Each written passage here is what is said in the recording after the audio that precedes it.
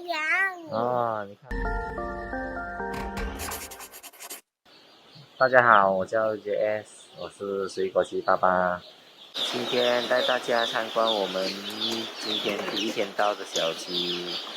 小鸡其实是怕冷了，在小鸡的前期的时候，我们会准备这些heater，是我们鸡饮水的地方。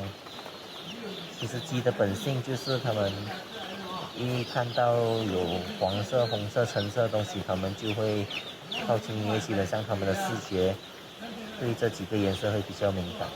它是饲料的，饲料桶，小鸡到了，它们也会自动找这个饲料来吃。那我们还做了一些，就是让小鸡更容易找到吃的东西，就是我们会铺一张这些保暖纸在上面，